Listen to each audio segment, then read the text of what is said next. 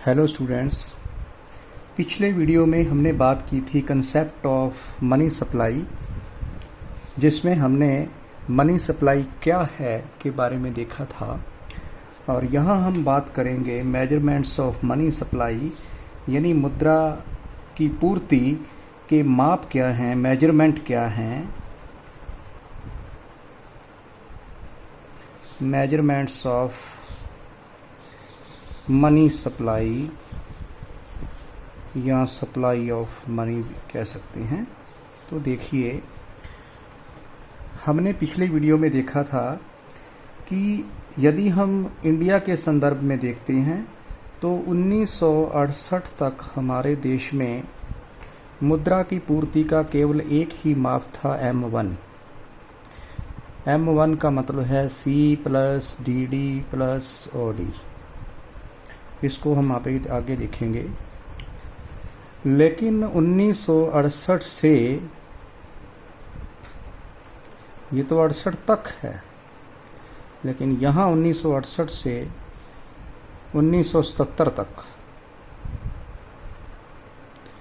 हमारे देश में एक नया माप शुरू हुआ, M3,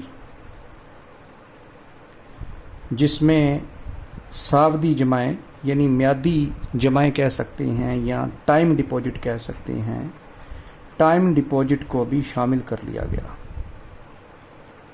इसमें इसी के अंदर जब हम इसमें टाइम डिपॉजिट को और ऐड करेंगे तो बन जाएगा M3। लेकिन 1977 में हम बात करते हैं, अप्रैल 1977 में 1977 में RBI द्वारा एक कमेटी गठित की गई थी, जिसने अपने जो है रिपोर्ट प्रस्तुत की और उसने तरलता के आधार पर मुद्रा की पूर्ति के 4 घटक या 4 माप जो है रिकमेंड किए, M1, M2, M3 व M4। तो 1970 से हमारे देश में ये 4 माप जो है, 4 मापों का जो है रिकॉर्ड रखा जाता है। नंबर 1 आता है M1। तो यहाँ हम देखेंगे M1 क्या है, C plus DD plus OD।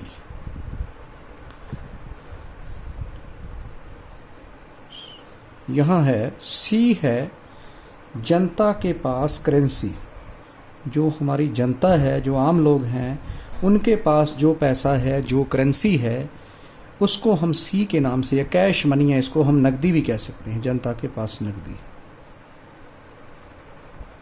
जनता की नकदी। तो DD हो गया डिमांड डिपॉजिट या मांग जमा, मांग जमाएं हम कह सकते हैं। मांग जमाएं क्या होती है, जो हम पैसा बैंक में जमा रखते हैं और जब चाहे बैंक से पैसा हम निकाल सकते हैं। बैंक उसके लिए रिफ्यूज़ नहीं कर सकता, मना नहीं कर सकता। मांगने पर बैंक को हमें वो पैसा लौटाना होता है, इसीलिए इसे मांग जमाएं कहा जाता है। उसके बाद है OD, other deposit. Other deposit किसकी है, RBI की। RBI के पास अन्य जमाएं भी इसमें शामिल रहती है। मतलब RBI के पास जो WF का पैसा है, WB का है, IMF का है, या अन्य प्रकार की कुछ जमाएं हैं जो RBI के पास डिपॉजिट रहती है, ये भी इसके अंदर इंक्लूड होती है M1 में। 1968 तक हमने अभी देखा कि यही अप्रोच हमारे देश में चल रही थी। इसके बाद दूसरी अप्रोच आती है M2। M2 है M1 प्लस डाक घरों की बचत जमाएं। डाकघरों की बचत जमाएं हैं। डाकघरों की बचत जमाओं में को शामिल कर ली थी M1 में, तो M2 बन जाता है। अब डाकघर की बचत जमाओं को क्यों शामिल किया गया, क्योंकि हमारे देश में ग्रामीण तबका ज़्यादा है, और जो ग्रामीण तबका है वो अपना अधिकांश पैसा डाकघरों में जमा रखता है। और डाकघरों में आपको ये भी मिलेगा कि NSC को छोड़कर इसका मतलब ये है कि जो एनएससी या किसान विकास पत्र है या पीपीएफ के अंदर जो पैसा पड़ा है वो एक फिक्स डिपॉजिट की तरह होता है, वो साल 2 साल के लिए होता है, उसको कोई व्यक्ति तुरंत नहीं निकाल पाता, इसलिए केवल डाकघरों की जो बचत जमाएं हैं उसी को ही इसमें शामिल किया गया है। तीसरा है M3। M3 ये है, यदि हम M1 में इसको छोड़कर क्या कर दें, टाइम डिपॉजिट को शामिल कर दें, टाइम डिपॉजिट्स को टीडी यानी फिक्स डिपॉजिट को शामिल कर दें तो बन जाता है M3। यही एक वाइड कंसेप्ट है, एक विस्तृत विचारधारा है, एक विस्तृत जो है अप्रोच है, और M1 एक नैरो अप्रोच है। और अब आता है M4। M4 में इन दोनों को यदि M1 में ऐड कर दिया जाए, यानी M1 प्लस डाकघरों की बचत जमाएं, पोस्ट ऑफिस की जो बचत जमाएं हैं, प्लस टाइम डिपॉजिट, इनको यदि हम ले लेंगे तो ये बन जाएगा M4। तो इस प्रकार से मुद्रा के 4 माप है, M1, M2, M3 और M4। तो M1 के अंदर हम C plus DD plus OD, जो एक बहुत ही नैरो अप्रोच है जो 1968 से भारत अपना रहा था। M2 में डाकघरों की बचत जमाओं को शामिल किया गया।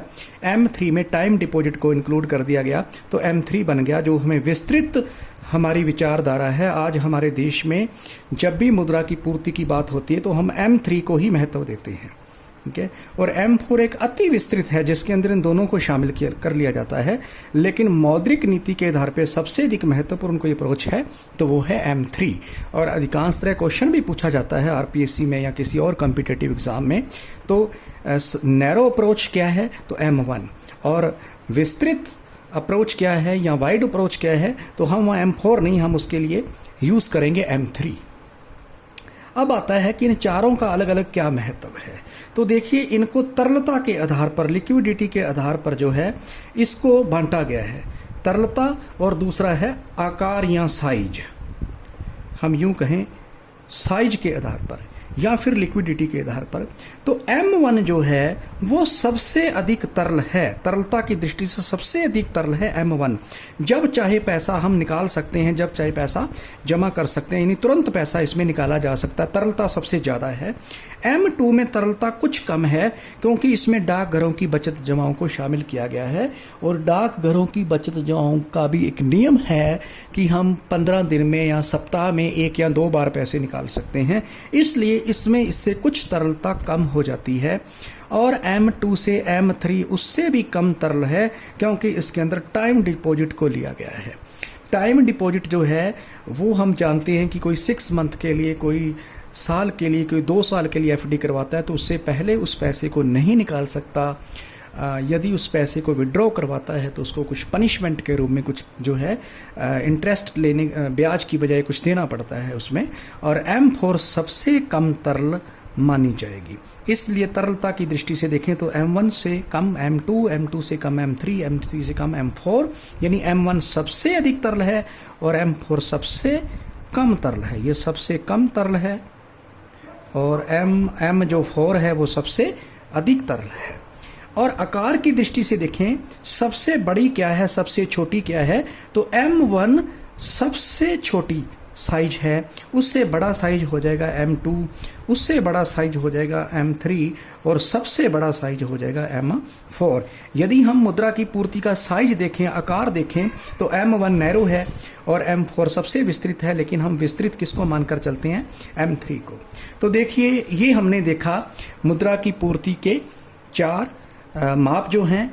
अगली वीडियो में हम देखेंगे इसी से रिलेटेड हाई पावर मनी क्या है, हाई पावर मनी, और दूसरा है मुद्रा गुणक यानी मनी मल्टीप्लायर, मनी